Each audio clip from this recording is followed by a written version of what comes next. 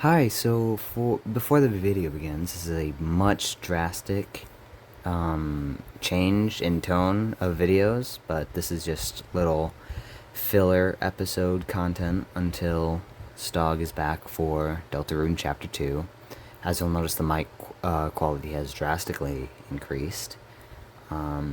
The content warnings will be up in a second, and I hope you enjoy. The following video contains flashing, eye strain, descriptions of body horror, descriptions of physical and emotional abuse, implied assault, and implied alcohol abuse. If you do not wish to view these, click off now. My brother, the parasite. People die, and sometimes they come back. Your brother is one of those. Even as his body rots and his mind unravels, he still has control over you. Just like when you were kids.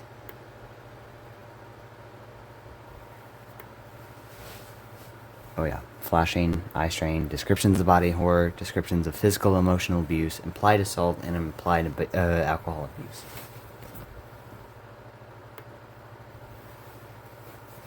They found him this morning, half naked and hidden in the underbrush. The autopsy declared the death an accident. The examiner determined the corpse was infected, and the handler brought me to speak with it after a day of questioning.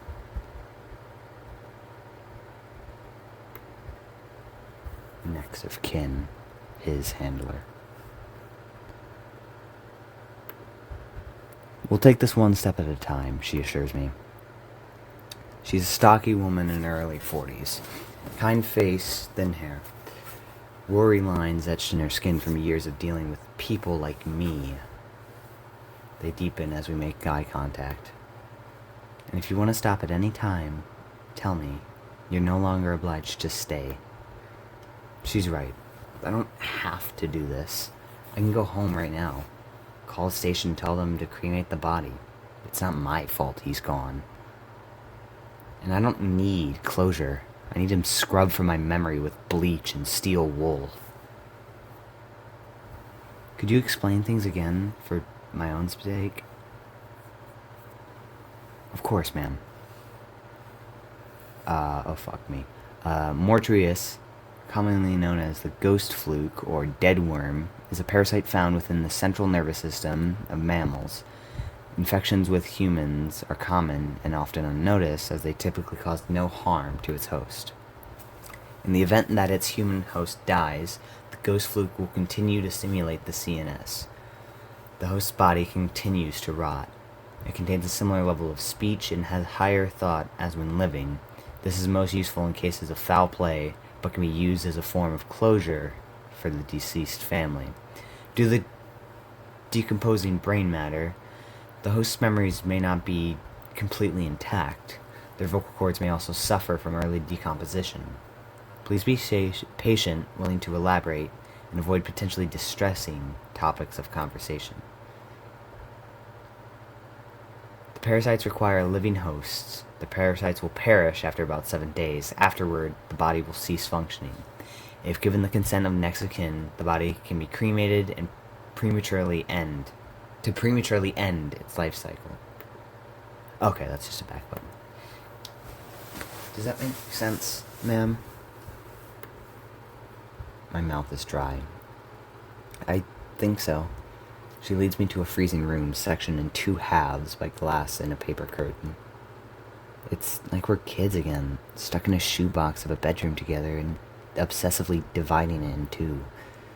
It's not fair, you complain. I'm older. I deserve more. On my half, there's a folding table and 2 chairs, fake potted plants, and an analog clock that's an hour off. I barely make out the other side of the room, but I notice the silhouette of a man through the curtain. Him. It's for your own sake, she says after I ask about it.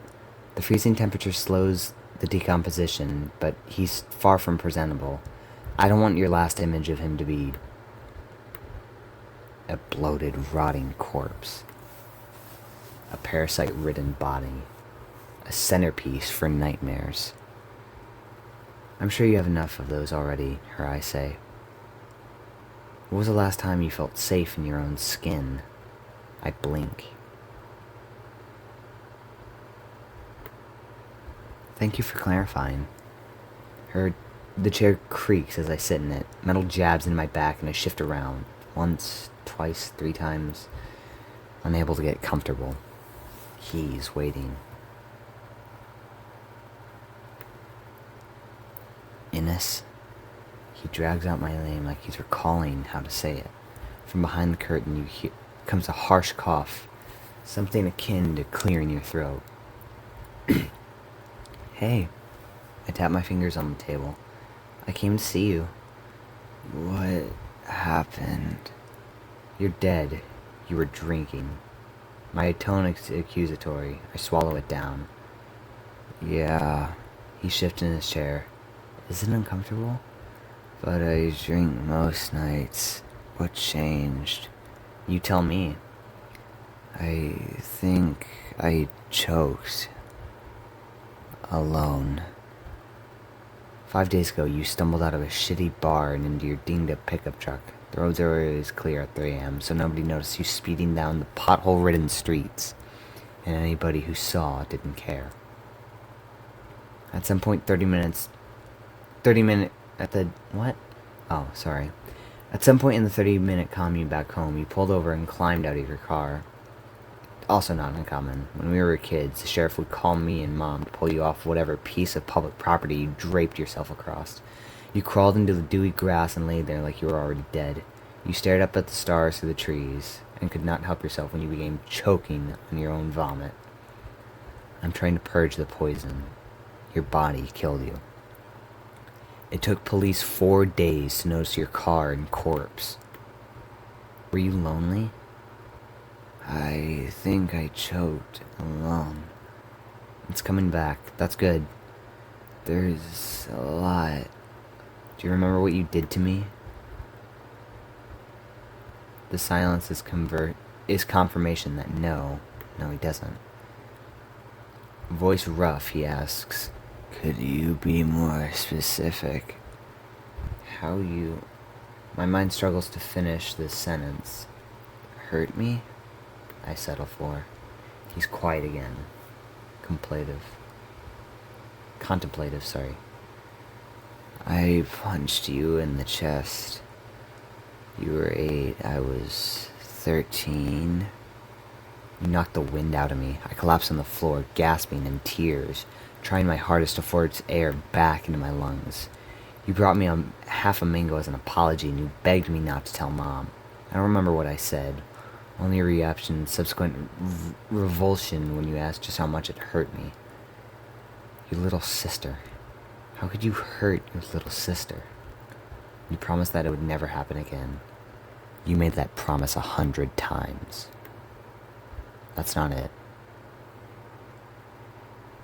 Oh, was it something like that? My eyes burn. I guess. It happens a lot. It did. It didn't get better, did it? No. When did we last speak? It feels like yesterday. Years ago. Lifetimes ago. What do you remember? Our last conversation ended in screaming. You wanted to leave. You did leave. I hated you for it. His voice wavers. She needed us. Age 18. I gotten accepted into a big-name university, scholarship and all. My chance at freedom. 3 months earlier, Mom got diagnosed with lung cancer. You argued we both needed to be there to support her. And maybe if things were normal and nice, I would have agreed. But they weren't, so I didn't. She died before I could visit, so I never did. If I never come back, she's not really dead. Well, I'm here now. I took too long, and now everyone but me is gone. But I'm here.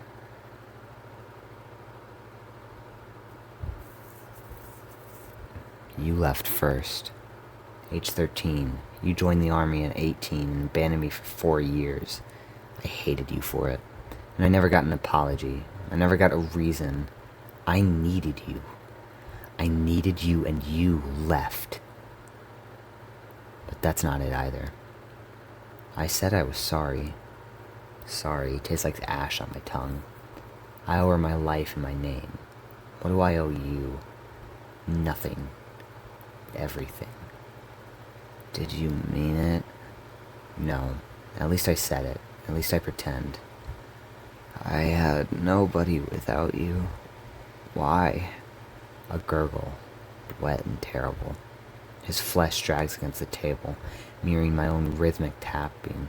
Lost in thought, he doesn't finish the question. I replied, "It's in there somewhere." More silence. I imagine his face scrunching up like it used to when we were kids, and he thought real hard about something or other. Bloated skin pulling taut, guided by fragments of muscle memory. He says nothing more.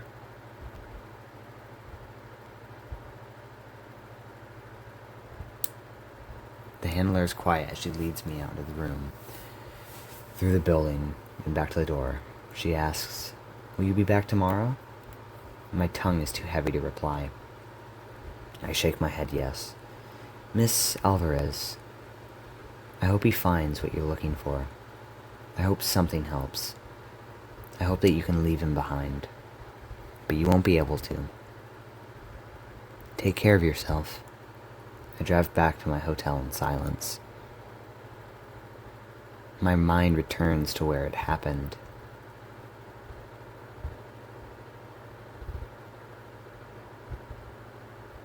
In a church next to a cemetery, surrounded by a field of green and a chain-link fence, is a room of many pews. Light filters through the stained glass window, bathing it and the woman within in gold. I have been here many times. On Sundays, in dreams, in nightmares, never alone, always following. Will I ever leave? "When you learn forgiveness," says the woman in gold.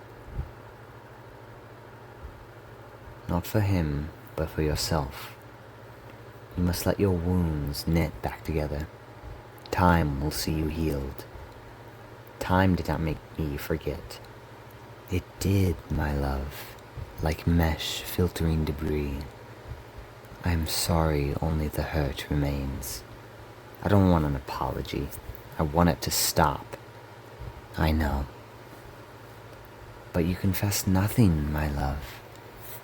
You held your hate inside, and suddenly it was too late. I was gone. Shattered glass and broken floorboards. He burned my body so it wouldn't come back. She would have understood, you tell yourself. Why didn't I say anything? You've always loved him more. If that makes it easier. It doesn't.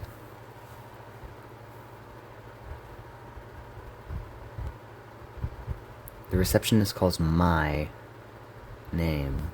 Same woman from yesterday. Her eyes look even more tired somehow. Instead of reassurance, she prods at me with well-placed small talk.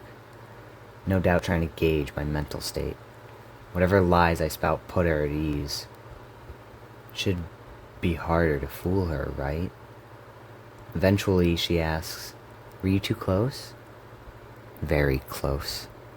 Too close. There are hands on my throat. Yeah, of course. That's why I'm here, I guess. Who else but me? She smiles and gives me her sympathies. We return to the freezing room where the clock is still behind me and the curtains are still drawn. It hasn't changed. Why would it? I remind myself to stay cordial. Be kind. It's not his fault he doesn't remember. It's normal. It's normal. Repeating something doesn't make it true. My chair scrapes against the floor as I sit down. His silhouette shifts, leaning closer to the thin glass separating us. "You came back," he says it quietly, almost too quiet for me to hear. "I had to eventually," I joke. He doesn't reply, just inhales sharply. I swear I can hear his ribs creaking. straining against the confines of his chest. I purse my lips. Feeling any different? I'm going to die soon, he mumbles. You're already dead, I say. I'm not trying to be reassuring. The rest of you is just catching up. Will you miss me? I don't know. How do you not know? Because I don't. It's not that simple. You've never been that simple. Because I miss Mom.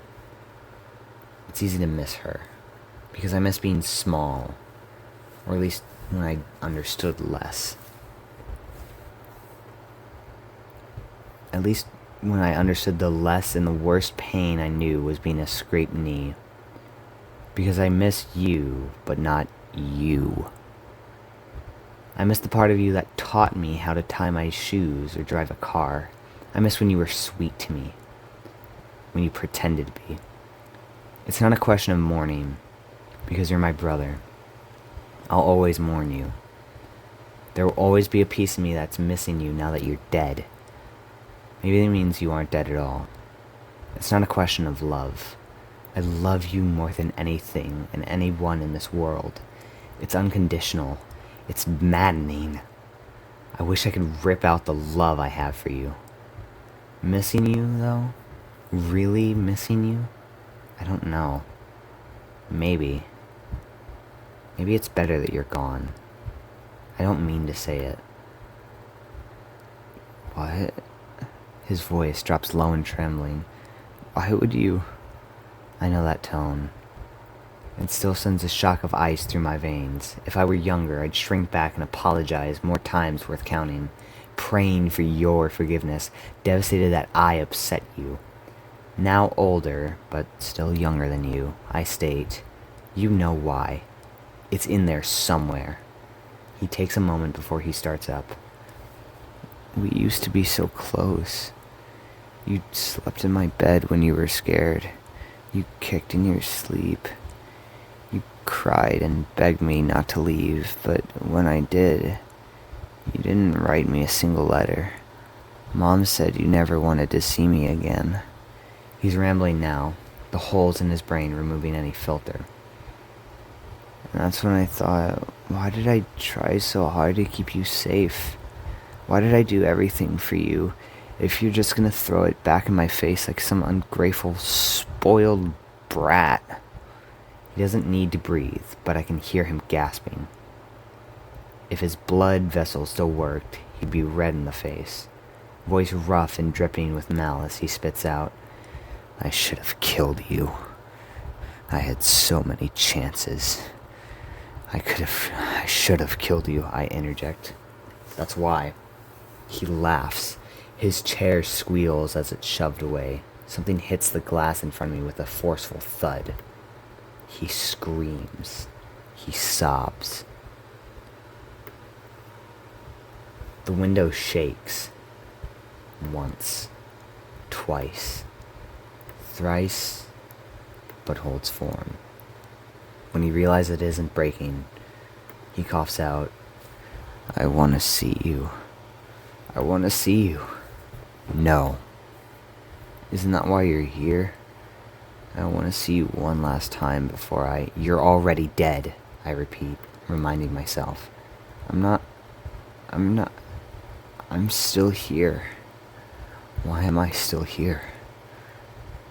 Why am I still here?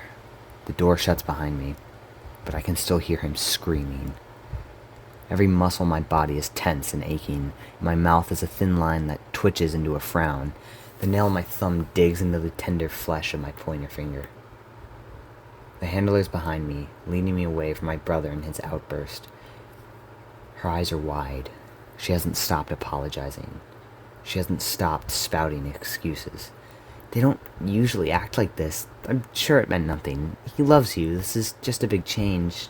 Please keep in mind, by the later stage, the condition will have a severe impact on most of the aspects of a person's life. A person's spoken language may eventually be reduced only to a few words or lost altogether. Aggression is often a reaction to personal care. Restlessness is also very common. Sometimes the person may seem to be searching for someone or something. It's important to look beyond words or behaviors you see to the feelings that the person might be trying to express. And none of it helps. Wait until he dies, then cremate him. Cremate the body. I want him to waste away. I want him to be afraid. I can't bear the thought of killing him. I drive back to my hotel in Silas. Silas? Silence. I scream into my pillow and fall asleep.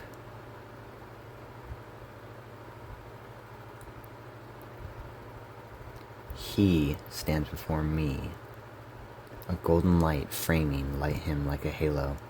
He does not speak. He does not move. He is waiting for me to fall in line. Time makes it easier. My body healed. There are no scars, there are no aches, but there is something unblemished skin slowly losing its shape. It knows it wasn't meant to live this long. My mind, though, there are 100 million reminders that set it aflame. There's sounds that make me jump, phrases that make me sick, parts I can no longer touch. You ruined me. You fucking ruined me. What did I do to deserve it? Please, just tell me. Please. I hate you. I hate you.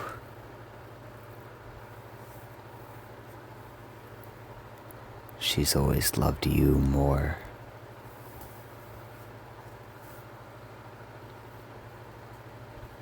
It takes me 3 days to leave the house. I don't shower, I don't eat, and I don't sleep. I spend my days sitting in my hotel, waiting, paralyzed by fear. The phone rings countless times. I can't answer it. I can't be asked if I'm coming back.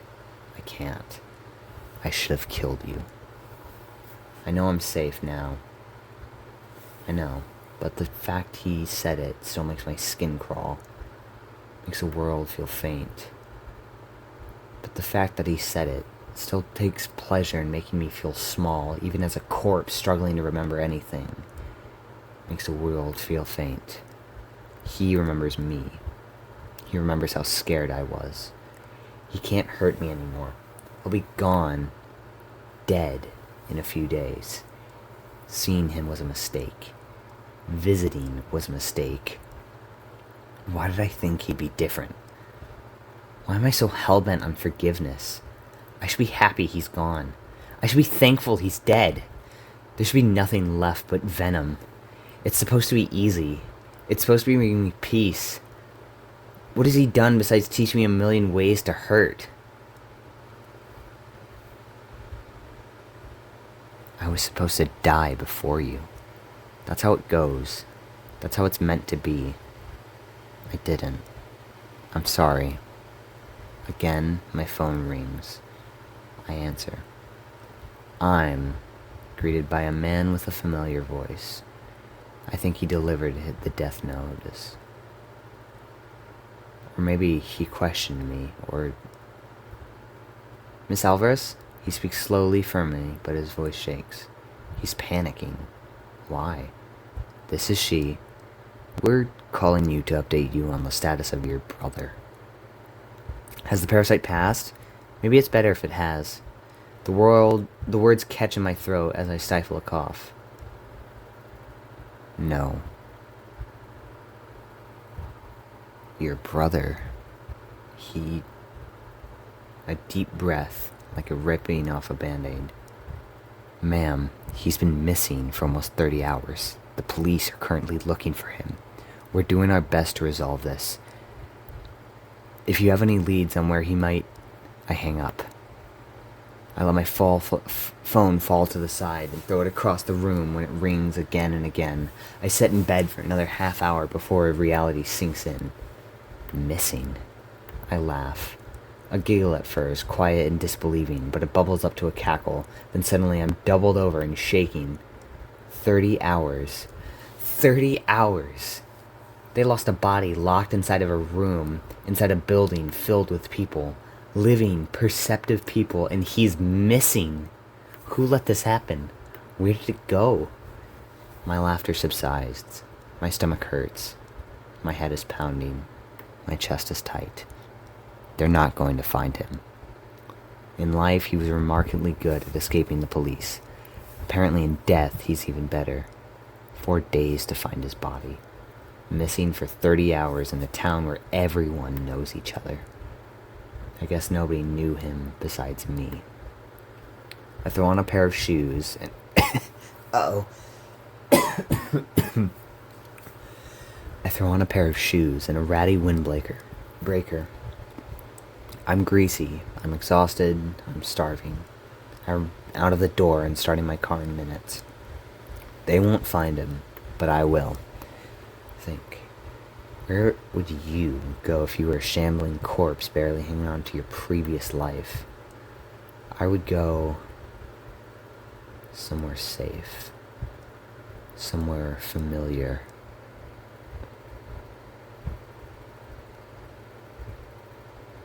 When we were kids, Mom would kick us out of the house during the week so we'd get fresh air and sunshine. There wasn't a bus stop by us, so we'd settle for walking half a mile into the woods behind our house, hand in hand, cobwebs hitting our face, poison ivy scraped over our ankles, and ticks tried their damnedest to bite us. When we were kids, we found a small clearing just off a hunting path. We propped up fallen branches and covered it with a tarp stolen from the garage. It shields us from the summer rain and shine until a strong gust of wind collapses on top of us. We always built it up again. I'm not sure how I know where to go. The path is a tangle of bramble and moss, but muscle memory leads, and I follow. Nothing remains of our old fort, save for a trace of dirty blue plastic beneath the mulch.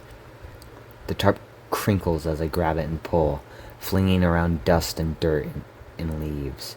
Bugs scuttle back to the shadows. A small pencil box sits beneath it, half buried. The plastic is scratched and the color is faded. A faded sticker declares it as the property of Ines J. Alvarez. It opens without a problem.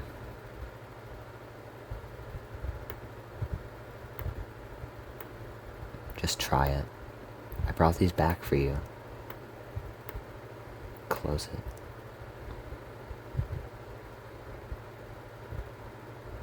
Why didn't you write me any letters? Do you know how easy it would be? It takes more than one to kill you. Close it.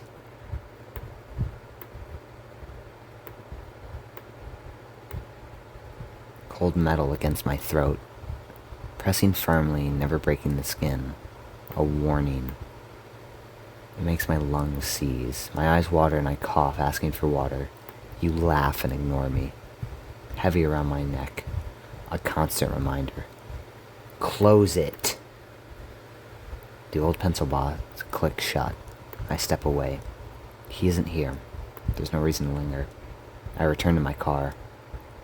I would go somewhere familiar. When we were kids, this place was a diner. We went to the church with the owners. You and their son were best friends. You'd disappear for a weekend and go hunting, or fishing, or stay the night. Normal things. I liked when you were gone. I fell asleep on the couch waiting for you to return. When we were kids, the diner was decorated with talking fish and deer antlers. A mural of the Appalachian Mountains stretched across the back walls. Just behind the counter hung a collection of Polaroids, candid shots of customers and friends, pictures of deer carcasses, kids in camo and work boots. The diner shut down when the son of the owners ran away and died of an overdose. Not sure who bought it, gutted it, and turned it into something unrecognizable, but now it's a shitty bar that plays shittier music. When your best friend ran away and died of an overdose. The only place in town where you can get a decent hookup and enough alcohol to make you forget. I wander inside. It's dimly lit and nearly empty, save for a woman bartending. Her eyes meet me as I walk in, then grimace from behind. then grimaces from behind her cigarette. Miss Bartender. I take a seat in front of her. What'll it be? Just water. She lets out a sigh and gets to work. I take another look around her, still empty, filled with smoke. My lungs itch. She slides me my drink and goes back to ignoring me. Hey, I take a sip. Has anyone weird come by recently? She shrugs. Just you. It's usually pretty dead until 9, 10-ish. Are you a cop? I shake my head. Just looking for someone, my brother. He likes this place, so I thought maybe... Well, guess I thought wrong. If he stops by, I'll let him know. What's he look like? He has a kind smile. He has my mother's eyes. My mother's eyes. My mother's eyes. He has something terrible just beneath the surface. It's fine. He'll turn up eventually. I'm sure he'll come stumbling home, drunk off his ass. If he's that type, she tacks on. Most people who come by are that type, she thinks, stealing another drag. That's a bad habit, I mumble. Tars up your lungs. She sighs. I'm trying to quit. Hope you're able to. I'll leave a 20 on the table and head back to my car. Where would you go if you were a shambling corpse, barely hanging on to your previous life? If only the thing you had left was a little sister who grew up knowing her blood would feed your field. It haunts her dreams with saints made of stained glass and an unanswered prayer of repentance. She loves you. She cannot look you in the eye. Was I supposed to accept my fate? Play my role in the 100 times we practice? Would you have still wept when my body stilted for good? Would you have begged for forgiveness as my corpse struggled to remember? Would you burn my remains too? I know where you are. There's a hole in my head. Everything grows around. Fields of green you called your own. Where you led, and I followed. Lessons embedded in my mind. History you were determined to repeat. Where is he? A place you left behind. A place I am trapped.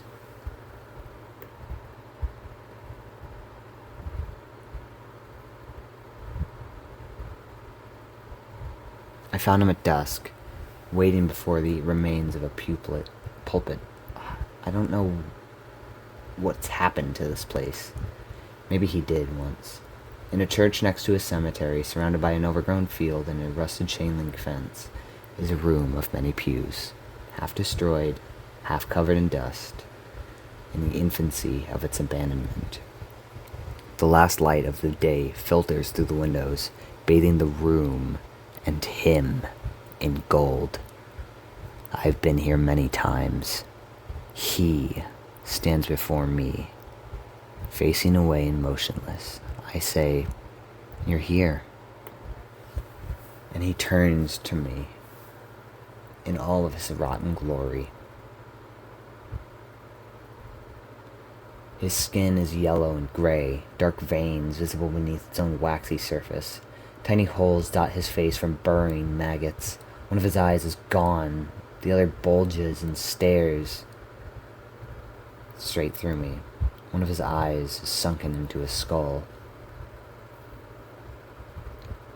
The stench of rotten meat tears through my nostrils and makes my stomach churn. Enos. Time has taken its toll. His voice is far hoarser. Black liquid drips from his mouth when he talks, coating his chin. He can barely stand upright. I thought you might be here. Oh, I'm sorry. I step back. It's instinct. Nothing good ever happens when he's close. I'm sorry, he repeats. He insists.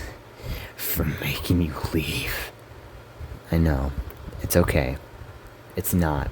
I'll never understand that, though. He opens his mouth and it's interrupted by a full-body shudder.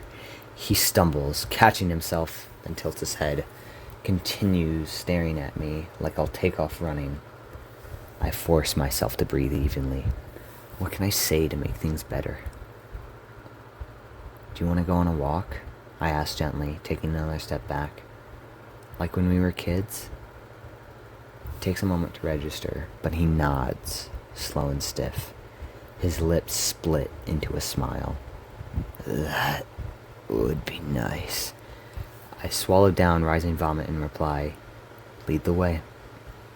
He passes me in an unsteady stride, allowing his remaining memories to pilot him out of the church and around to its backsides. He doesn't notice when I linger behind for a moment. He doesn't notice when I bend down and take a piece of debris in my hand. The stone fragments scrape against my skin, heavy and foreign, an unfamiliar weight I was never meant to know. He says nothing when I rejoin him. When we were kids, small kids, we'd play in the field between classes at Sunday school. We made daisy chains and whistled with blades of grass between our thumbs. Green stains the hem of my nice dress and your button down, much to her annoyance. We played until it got dark, then some.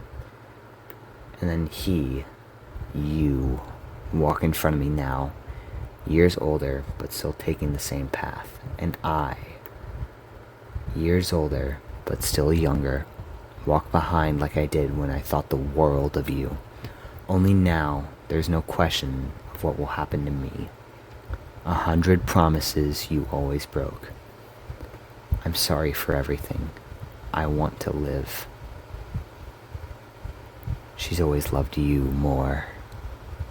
My body slams into you. My body slams into my brother and sends him tumbling into the ground, reeling. He doesn't realize what's going on, not until I climb atop him and raise the stone over my head. Something clicks and the remaining of his survival instincts switch on. So he fights back. He tries to fight back. But his muscles are jelly and his adrenaline is running on empty. My hand catches his and shoves it into the earth, pinning him down as he thrashes in desperation, in fear. There is a moment that stretches on forever.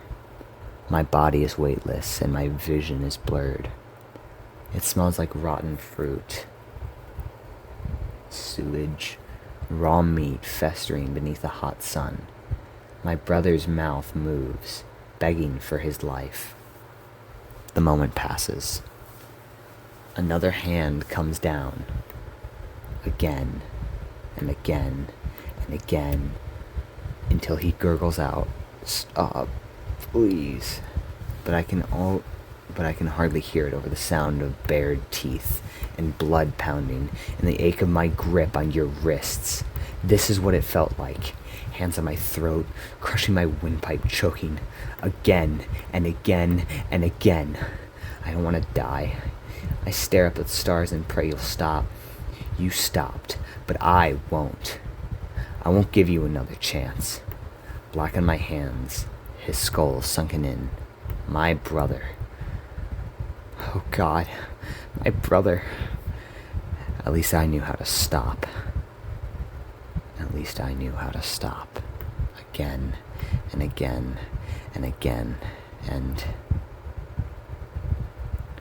What have you done? What have you done? What have you done? I do not know. My anger fades into a simmer, exhaustion settling deep. My grip loosens and the bloody stone, the tool of sacrifice, slips from my grasp. I pull myself from his battered remains. I double over and retch. I puke nothing but stomach acid and saliva. The acrid stench mixes with the sweet rot hanging in the air. I shudder and cough and heave, bracing myself. My chest struggles to pull air back into my lungs. Blades of grass thread between my shaking fingers, tearing like paper as I curl them. I can't bring myself to look at his remains, but I know his brain is destroyed.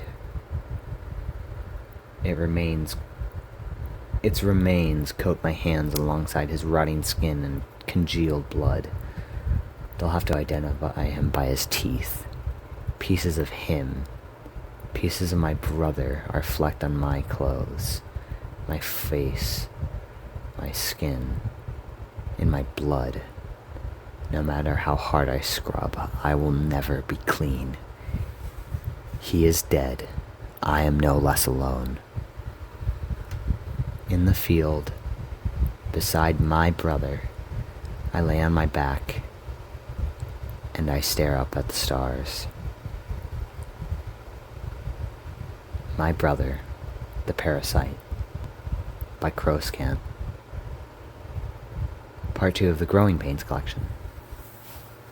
Thank you for listening.